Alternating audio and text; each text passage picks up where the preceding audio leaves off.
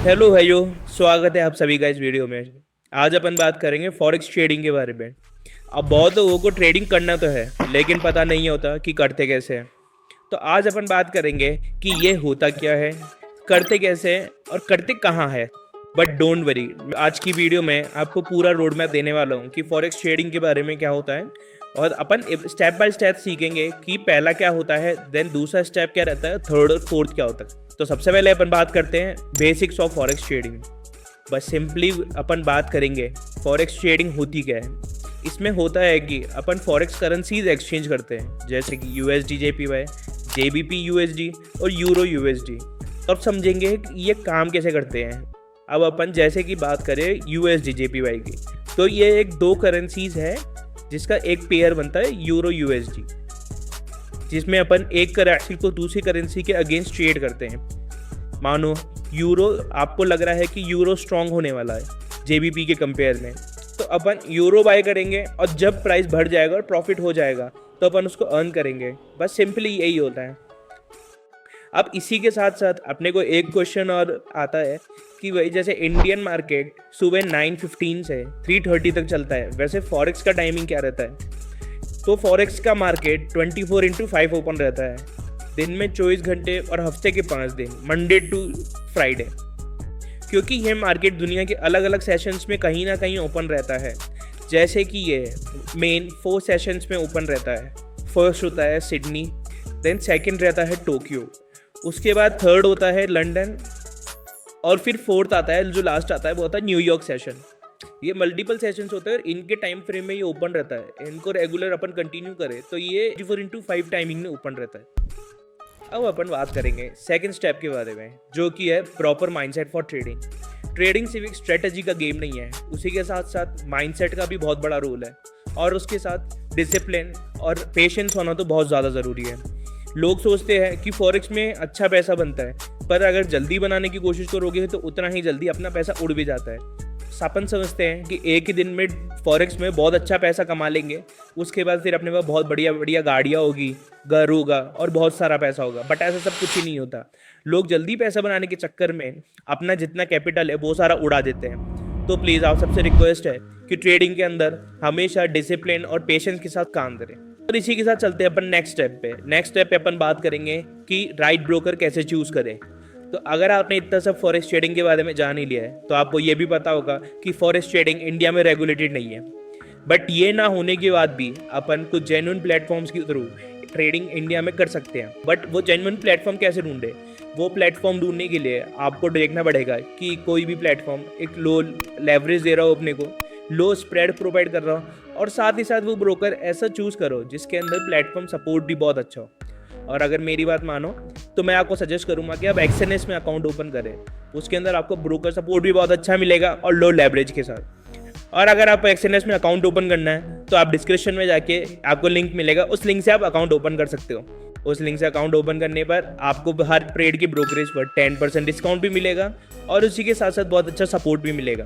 तो जल्दी से डिस्क्रिप्शन में जाइए और उस लिंक से अकाउंट ओपन कर लीजिए। और अगर आप एक्सएनएस में अकाउंट ओपन करते हो तो आपको उसके अंदर डेमो ट्रेडिंग करने का ऑप्शन भी मिलेगा।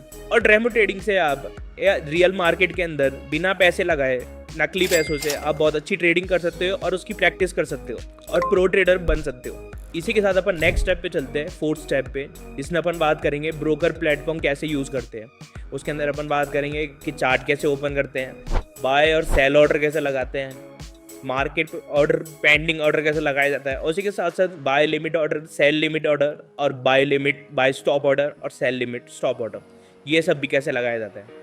अब अपन फोर्थ स्टेप में बात करें तो उसके अंदर अपन बात करेंगे कि आपको ट्रेडिंग प्लेटफॉर्म समझने होंगे, जिसके अंदर आपको सिर्फ चार्ट ओपन करना समझना पड़ेगा कि चार्ट कैसे ओपन होते हैं, ऑर्डर्स कैसे प्लेस होते हैं, बाय और सेल कैसे होता है, मार्केट ऑर्डर, पेंडिंग ऑर्डर क्या होते हैं, उन्हीं के साथ साथ buy limit order, sell limit order और sell stop order, buy sell stop order, ये भी क्या होते हैं, और उसके साथ साथ एसएल और टीपी भी कैसा लगाया जाता है, ये सब भी आपको समझना होगा। एसएल का मतलब होता है स्टॉप लॉस और टीपी का मतलब होता है टेक प्रॉफिट। और इन सब चीज़ों के बारे में आप सीखना चाहते हो तो मैं जल्दी एक ऑर्डर्स के बारे में, कैसे ऑर्डर्स एग्जीक्यूट होते हैं, क्या क्या होते हैं, किस तरीके के होते हैं, इन सब के बारे में एक वीडियो लेके आने वाला हूँ। तो उस वीडियो को देखने के लिए आप जल्दी से फटाफट इस चैनल को सब्सक्राइब कर लीजिए, क्योंकि वो वीडियो आते ही आपको फटाफट पता चल जाएगा और आप उसके बारे में जान पाओगे। इसी के साथ अपन चलते हैं 5th स्टेप पे, और इसके अंदर अपन बात करेंगे मार्केट एनालिसिस की। अपने 2 तरह के मार्केट एनालिसिस होते हैं। पहला होता है टेक्निकल एनालिसिस और दूसरा होता है फंडामेंटल एनालिसिस। टेक्निकल के अंदर अपन बात करते हैं जैसे कि होता है प्राइस एक्शन होता है, सपोर्ट रेजिस्टेंस होता है, और उसके साथ इंडिकेटर्स और भी बहुत तरह की चीज़ें होती हैं।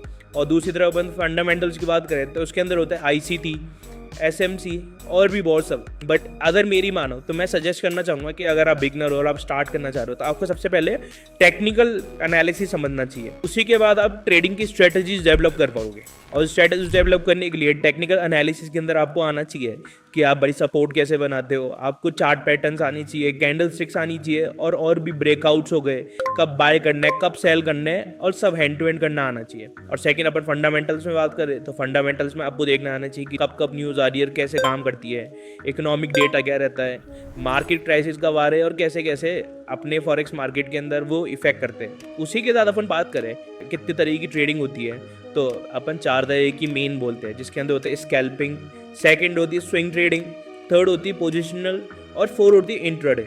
स्कैल्पिंग होती है कुछ सेकंड्स की ट्रेडिंग, जिसके अंदर आप फटाफट सेकंड्स के अंदर ही एंट्री करते हो और फटाफट प्रॉफिट लेके और बाहर निकल जाते हो, ना कि आपको ज़्यादा वेट करना पड़ता और ना आप ज़्यादा मूवमेंट कैप्चर कर पाते। फिर सेकंड होती है स्विंग ट्रेड, जो आपकी चलती है कुछ 2-3 दिन तक या 2-3 हफ्तों तक, जहाँ पे आपको आप अभी बाय करोगे और आपको पता है 2-4 दिन तक मार्केट किस तरह मूव करेगा। जैसे बाय की तरफ मार्केट ऊपर बढ़ रहा है तो आप 4-5 दिन तक होल्ड करते हो उसको। पोजिशनल होती है 4-5 महीनों तक जो होती है, 4-5 महीने तक आप ट्रेड एग्जीक्यूट करने के बाद 4-5 महीने तक होल्ड करो और फिर प्रॉफिट बुक करके उसके साथ एग्जिट करो। अब अपन नेक्स्ट स्टेप पर चलते हैं जो कि है स्टेप नंबर 6, और इसमें अपन बात करेंगे रिस्क मैनेजमेंट के बारे में। ये सबसे ज़्यादा इंपॉर्टेंट स्टेप है, बट ज़्यादातर लोग इसे इग्नोर कर देते हैं और अपना अकाउंट वाइप आउट करवा लेते हैं। बट ये स्टेप है सबसे इंपॉर्टेंट है, सबको इस स्टेप को फॉलो करना चाहिए, और साथ ही साथ हमेशा याद रखनी चाहिए जो पॉइंट्स मैं बताने वाला हूँ। जैसे कि पहला पॉइंट है कि अपने को किसी भी एक ट्रेड के अंदर एक लिमिट से ज़्यादा लॉस नहीं लेना चाहिए, क्योंकि एक लिमिट से ज़्यादा अपन लॉस लेते हैं तो 2 या 3 ट्रेड के अंदर ही अपन अपना अकाउंट पूरा उड़ा देते हैं। सेकंड, अगर अपन बात करें तो अपने को 1 to 2% रूल हमेशा फॉलो करना चाहिए। ट्रेडिंग का ये सबसे बेस्ट और गोल्डन रूल है, इसके बारे में आपने सुना होगा, नहीं सुना तो मैं आपको इसके बारे में बताता हूँ। 1 to 2% रूल होता है जिसके अंदर अपने को किसी भी ट्रेड के अंदर 1 से 2% तक का ही रिस्क लेना चाहिए।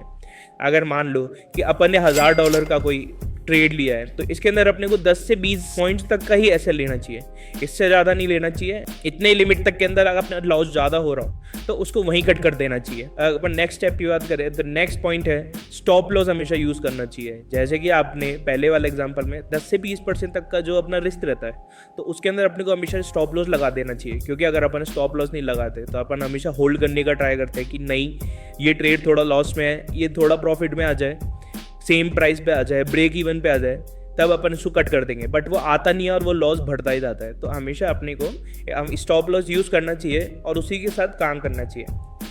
एंड 4th पॉइंट, अपने को कभी भी हमेशा इमोशंस को अपनी ट्रेडिंग से अलग रखना चाहिए, हमेशा प्रैक्टिकली ट्रेड करना चाहिए। क्योंकि अपन जब लॉस कर लेते हैं एक लिमिट से ज़्यादा, अपन जब लिमिट फिक्स करते हैं और उस लिमिट से ज़्यादा लॉस कर लेते हैं तो उसको इमोशंस अपने ये कहते हैं कि अपन उसको कवर कर ले, और उसको कवर करने के चक्कर में अपन और ज़्यादा लॉस कर लेते हैं। तो कभी भी इमोशंस से अपने को ध्यान नहीं करना चाहिए और ट्रेड हमेशा प्रैक्टिकल और एक लिमिट से देना चाहिए, हमेशा अपनी कैपेसिटी को लेके। तो आज के लिए इतना ही, आज की वीडियो में अपन इतनी बात करेंगे। अब मिलते हैं नेक्स्ट वीडियो में। चलिए, thank you and bye bye.